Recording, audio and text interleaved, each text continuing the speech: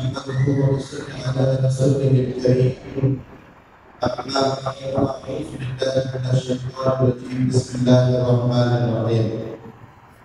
ابتلى بمصرهم رسلا يتلو عليهم آياته ويزكيهم ويعلمهم الكتاب والحكمة. صدق الله العظيم. এখন আল্লাহ ইসলামের জন্য জমাত থেকে আয়োজিত কুতুবুল আলম সৈয়দ রহমাতুল্লাহ আলাইহি লাহোর থেকে এই আলোচনা সভায় উপস্থিত আছেন ইসলামী যুব আন্দোলনের সম্মানিত সভাপতি, উপস্থিত আছেন রাজাপুর ইউনিয়ন পরিষদের সম্মানিত সভাপতি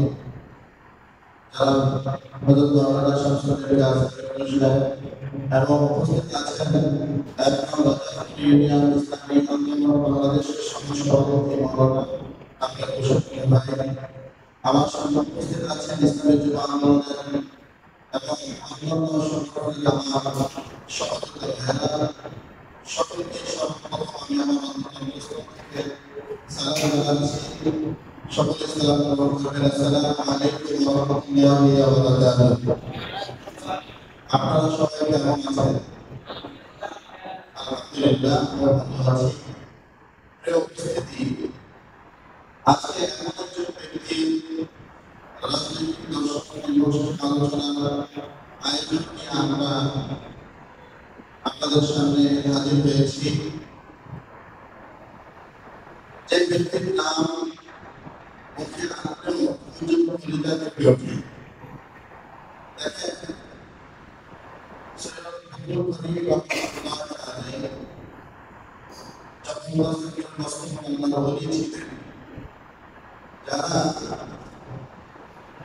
হুজুরের সাথে দেখা করতে পেরেছে বা হুজুরের সামনে পেয়েছে, তারা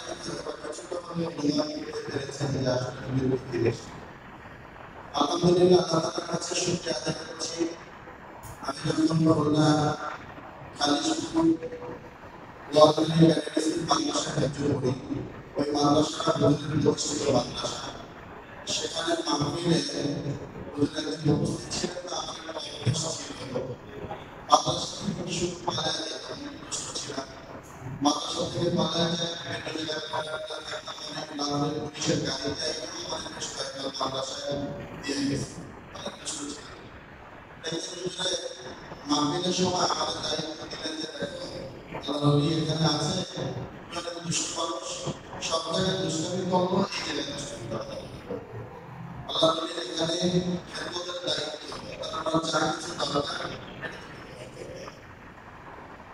তো দেখেন আল্লাহ আমি খুব মেধাবী ছিলাম না, মোটামুটি আমাদের বিশেষ করে অল্প কিছু সময় লাগছে। আমি কোনো চাকরি না দিয়ে সময় লাগছে, অল্প সময় লাগে মাত্র ১.৫ বছরের মধ্যে আমার একটু শেষ হয়ে গিয়েছিলাম। তারপরে শুনেছিলাম আমার অনেক সময় অনেক সময় লেগেছে শেষ করতে, দুষ্ট ছিলাম। তো হুজুরের বসে আছে, আমি হুজুরের সাথী যারা আছে, মেহমান যারা আছে, তাদেরকে আমি নিয়ে দিচ্ছিলাম। এখন আমার ওস্তাদ মোহাম্মদ সাহেব তিনি আমাকে হুজুরের হাতে ধরে দিয়ে বললেন যে হুজুরের ছেলেটা খুব ভালো, মেধাবী, কিন্তু একটা মদত শুধু বলে যায় মাদ্রাসা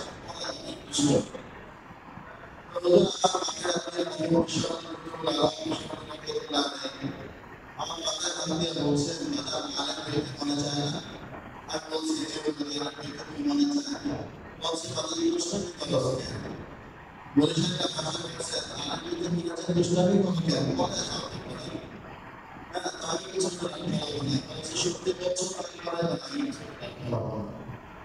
আল্লাহ পছন্দ করে বসে থেকে আমি গায়ে পছন্দ লাগিয়ে দিয়েছে। আমার ছোট ভাই মহিউদ্দিন, আমরা দুই একসাথে বেশ করেছিলাম। আমি ছোট ভাই মহিউদ্দিন আমার হেফজ শেষ হওয়ার আগে বেশ কয়েকবার বাড়িতে আসতাম, কিন্তু আমি একবার হেফজ শেষ করে তারপরে আমার ওই মাদ্রাসা থেকে আমার খাদিমুল ইসলাম মাদ্রাসা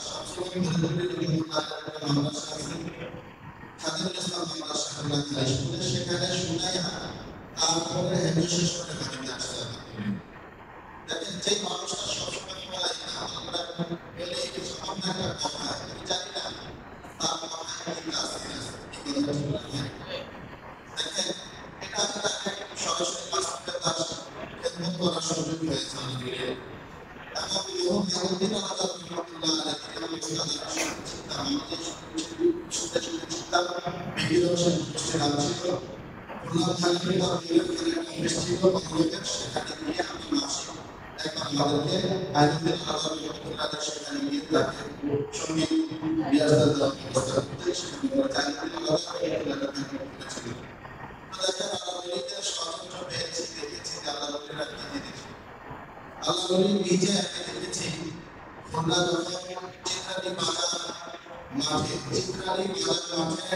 সেখানে হুজুরের মাহফিল সেই মাহফিলের ব্যবহারে যারা ফ্যাসিস্ট হিসাবে বর্তমানে আমাদের সামনে দাঁড়িয়ে গিয়েছে এই ফ্যাসিস্ট এই বিএনপি সরকারের আমলে মরহুম সৈয়দ ফজলুল করিম রহমতুল্লাহ আলাইহির মাহফিলে সরাসরি হুজুরের গাড়ির উপরে করেছে আমরা সেখানে উপস্থিত ছিলাম।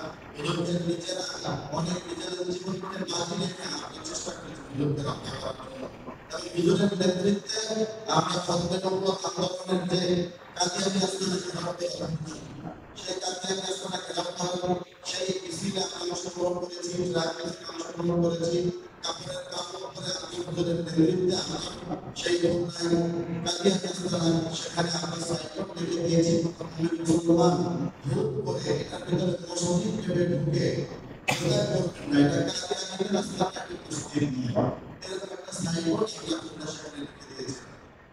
তো যে কথা বলতেছিলাম দেখেন ফজলুল করিম রহমতুল্লাহ জীবন শেষ আলোচনা রাজনীতি শেষ কাজ করে দেখেন আল্লাহ বলিনা তাদের টাকা পয়সার অভাব ছিল না বংশ পরম্পরায় সম্মানের দিকে ইন্ডিয়া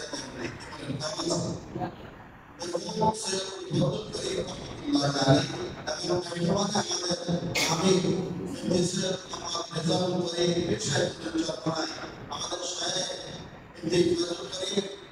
এরা যদি যদি রাজনীতির এই মাঠে না এসে যদি তারা তাদের যত মরিগান আছে বাৎসরিক মাহফিলে যদি বলতেন বাবারা আমাদেরকে তোমরা আমাদের উপর খরচ আছে থেকে তোমরা 100 টাকা করে আমাদেরকে দিও এইরকম করে মরিগানের কাছ থেকে যদি 100 টাকা করে চাইতেন আমরা যারা চলে যাই নিতাম না 100 টাকা করে দিলে হাজার হাজার কোটি টাকার মালিক হয়ে যায় একটা মাহফিল কথা ঠিক না তাহলে টাকার লোভে যদি তারা করতেন টাকার লোভ যদি তারা করতেন তাহলে এই টাকা যুক্ত পথ এই যে যখন ভেজালের রাস্তা এই রাস্তা কথা ঠিক না ওনারা যদি টাকার লোভ করতেন সম্মান তো কোনো দিকে উচিত যদি টাকা না করতেন তাহলে তাদের মহিলাদের কাছ থেকে বছরে 100 টাকা করে দীর্ঘ 1000 কোটি টাকার মালিক হতে পারতেন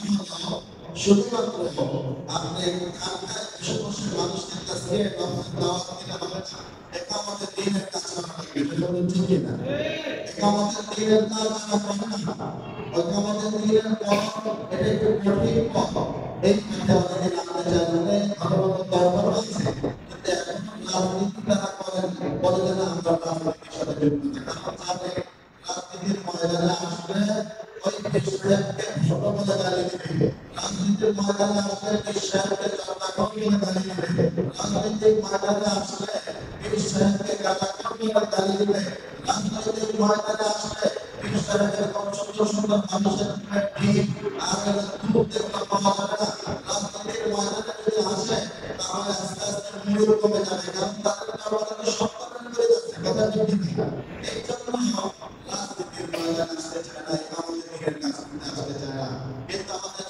আমাদের সাহেবরা তারা এইগুলো থেকে না থাকে এবং আমাদের মিনিটে যদি না থাকে তাহলে আমরা আমাদের দিনের কাজ করবো আল্লাহর জমিনে এই প্রতিষ্ঠান আন্দোলন এবং শরিয়াতের বাস্তবায়ন ছাড়া মানুষকে শান্তি দেওয়া যায় না মানুষের শান্তির পথে আনা যায় না আপনাকে কিন্তু শরিয়াতের বাস্তবায়নের জন্য চেষ্টা করতে হবে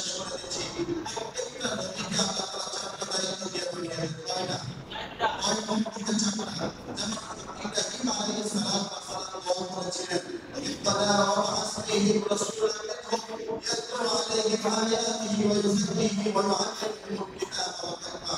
দেখেন ইব্রাহিম আলাইহিস সালাম বলেন আল্লাহ আমার বংশকে আপনি এমন একজন বিবেকবান যিনি মানুষকে